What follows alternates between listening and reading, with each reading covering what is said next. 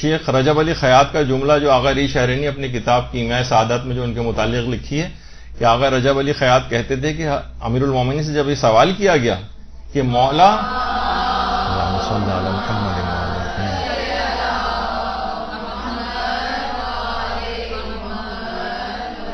کہ آپ اس بلند مرتبے پہ کیسے فائز ہوئے، تو آپ نے فرمایا کہ میں دل کے دروازے پر آ کر بیٹھ گیا اور خدا کے علاوہ کسی کو راہ نہ دی. یہ امیر المومنین کا، یعنی ہمارے لیے اسوہ حسنہ ہے، جو پیروی ہمیں جن کی کرنا ہے، ان کا یہ خیال. تو مومن کا دل کہا جاتا ہے کہ یہ لکڑی کے ترازو کی طرح سے نہیں ہونا چاہیے، اس میں لکڑی تولی جاتی کہ پاؤ دو پاؤ اس کے اندر ڈال بھی دیں تو ہلتا تک نہیں ہے، اس کے ترازو کا کانٹا تک اپنی جگہ سے حرکت نہیں کرتا. مومن کا دل تو سونے کے ترازو کی طرح سے ہونا چاہیے جو سانس لینے سے بھی ہل جاتا ہے، یعنی جہاں کوئی حرام خوشی آئی اس کے دل کو کانپ جانا چاہیے. یعنی مومن کا دل کسی لکڑی کے ترازو کی طرح سے بے حس نہیں ہونا چاہیے کہ گناہوں کی جتنی بھی حرام لذتیں وہ درآمد کرتا رہے، اس پہ کوئی اثر ہی نہ ہو. کہا جاتا ہے نا کہ ہرن کی ناف میں جب مشک پیدا ہو جاتا ہے، خوشبو، تو وہ سوتا نہیں اور کھڑے کھڑے اونگ لیتا ہے، ڈرتا ہے کہ کہیں میرا کوئی مشک چرا کر نہ لے جائے. اسی طریقے سے کوئی مومن جس کے پاس دولت ایمان، اسے بھی اتنا ہی چوکنا رہنا چاہیے کہ کوئی نامحرم اسے چرا کر نہ لے جائے جو اس کے دل کے اندر ایمان پایا جاتا ہے. اور جس کسی کو بھی اپنے قلب کی اور نظر کی پاسبانی کی توفیق نہ ملے، سمجھ جائیے کہ اس کے دل کو ایمان کا مشک عطا ہی نہیں ہوا. یہ علماء کے جملے. اسی وجہ سے پروردگار عالم نے نامحرموں پر کے سلسلے میں حفاظت نظر کا حکم دیا. مردوں کو سب سے پہلے حکم قل للمؤمنین یغضوا من ابصارهم ویحفظوا فروجهم، یعنی مومنین کو حکم ہے کہ صاحبان ایمان، اے رسول صاحبان ایمان سے کہہ دیجئے کہ وہ اپنی نگاہوں کو نیچا رکھیں. یعنی پہلے مردوں کو حکم ہے، اس کے بعد پھر یہ حکم عورتوں کے لیے آیا وقل للمؤمنات یغضضن من ابصارهن ویحفظن فروجهن، کہ اپنی نگاہوں کی، اور صاحبان ایمان عورتوں سے بھی کہہ دیجئے، یہ خالی مردوں کے لحاظ سے ذمہ داری نہیں، عورتوں کو بھی کہہ دیجئے کہ اپنی نگاہوں کو نیچا رکھیں. اور دیکھیے اتنی زیادہ اس کی اہمیت ہے، خاص طور پر یعنی شوہردار خواتین یا جو اس طرح سے معاشرے کے اندر پھرتی ہیں، ان حرام نگاہ ڈالنے کا انجام بتایا گیا ہے کہ پروردگار کا ارشاد ہے کہ اے داؤد، جو حضرت داؤد پہ وحی کی تھی کہ کچھ بندے ایسے ہیں جن کی نماز کو میں ان کے منہ پر دے مارتا ہوں، نہ میں ان کی آواز سنتا ہوں، نہ مجھے ان کی کوئی فکر. اور اے داؤد جانتے ہو کہ وہ لوگ کون ہیں؟ کہ وہ لوگ ہیں جو دوسروں کی بیویوں کو شہوت سے دیکھتے ہیں. یعنی کتنی سخت اس کے اندر تمام احادیث کے اندر اس قسم کی باتیں آئی ہیں، لیکن انسان عام طور پر ٹی وی میں آپ ظاہر دیکھتی ہیں کتنی ایسی خواتین جو اس انداز سے تیار ہو کے آئی ہوتی ہیں، زیادہ تر شوہردار ہوتی ہیں. اسی طریقے سے مردوں کا بھی حساب کتاب ہوتا ہے، جو شوہردار ہوں نہ ہوں، دونوں صورتوں میں حرام نگاہ ڈالنا تو حرام ہی ہے، لیکن اس حد تک یعنی اس کی مذمت کے پروردگار کہتا ہے مجھے پھر ان کی کوئی پرواہ ہی نہیں. یعنی گویا اگر جہنم میں جا رہے ہیں تو جائیں، میں اپنی نگاہ التفات ان کے اوپر سے ہٹا لیتا ہوں جو اس قسم کے گناہوں کے اندر مبتلا ہوتے ہیں.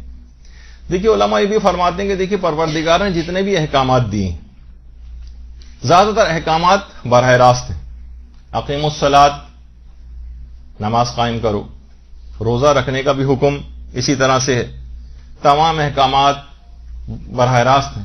لیکن جب نامحرم پر نگاہ ڈالنے کی باری آئی تو کہا قل للمؤمنین یا قل للمؤمنات، اے رسول آپ کہہ دیجئے صاحبان ایمان سے، اے رسول آپ کہہ دیجئے ان صاحبان ایمان عورتوں سے کہ اپنی نگاہوں کو نیچا رکھیں.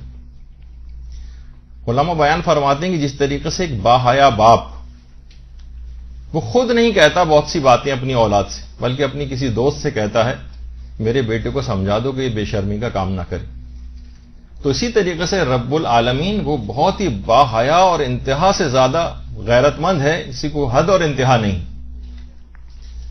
تو اس نے بھی یعنی کمال ہے اس کا کہ اس نے اس انداز سے پیغمبر کے تھرو ہی آپ کو یہ حکم جو ہے وہ دلوایا. جس طریقے سے ایک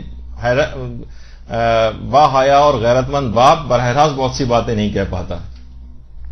تو علماء یہ فرماتے ہیں کم سے کم یہ جو اس طرح کی جو معرفت ہے یہ کسی بچے سے ہی سیکھ لیں کہ جب بچے کو جب کوئی اجنبی کوئی ٹافی دیتا ہے تو بچہ باپ کی طرف دیکھتا ہے کہ میں اس کو لوں یا نہ لوں. جب باپ کی طرف سے کوئی اشارہ مثبت پاتا ہے تو اس سے لے لیتا ہے. تو شیطان کی بھی پوری کوشش یہی ہوتی ہے کہ نامحرموں ایسی عورتوں کو مثلا آپ کے سامنے تیار کر کے لے کر آتا ہے ٹافی کے طور پر.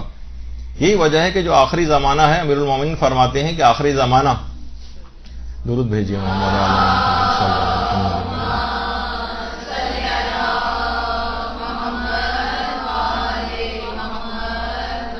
کہ آخری زمانہ بدترین زمانہ ہوگا، اور ایسی عورتیں ظاہر ہوں گی جو اپنے آپ کو طرح طرح کی آرائش میں مصروف رکھیں گی، عریانیت میں مبتلا ہوں گی، دین سے بالکل بے بہرہ ہوں گی، فتنوں میں داخل ہونے والی ہوں گی، خواہشات کی طرف مائل ہوں گی، لذتوں کی طرف راغب ہوں گی، حرام چیزوں کو حلال کرنے والی ہوں گی، جبکہ وہ جہنم میں ہمیشہ رہنے والی ہوں گی. ملا یحذر الفقی کی روایت.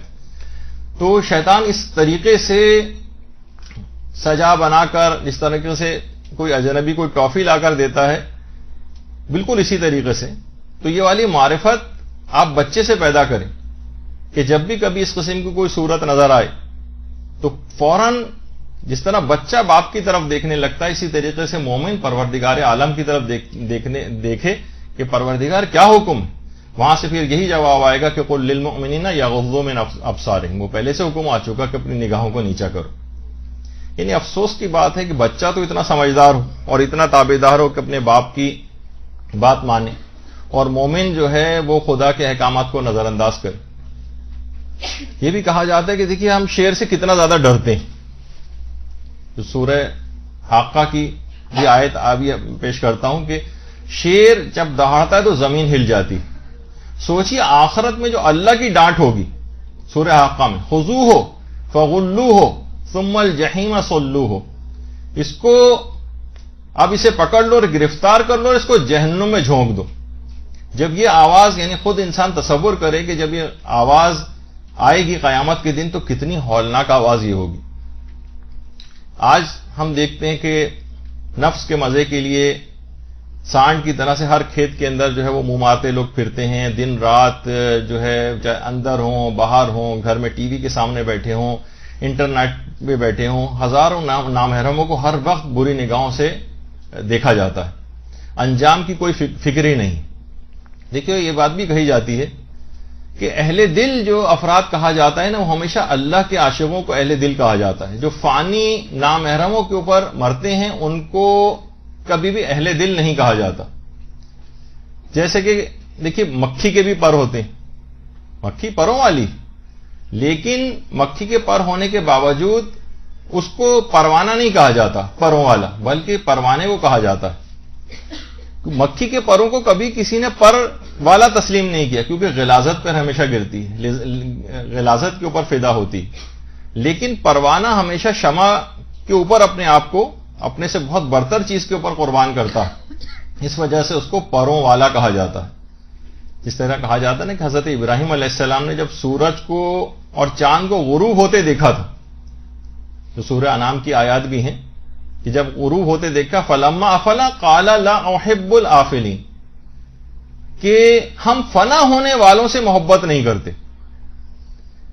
تو علماء یہ بات بیان فرماتے ہیں کہ جو باز بادشاہ کی کلائی پر رہتا ہو وہ زمین پر رینگنے والے کیڑوں کے شکار کو اپنی توہین سمجھتا ہے، اور یہ صرف مردہ پرست گدھ ہوتے ہیں جو فانی اجسام سے چمٹے رہتے ہیں.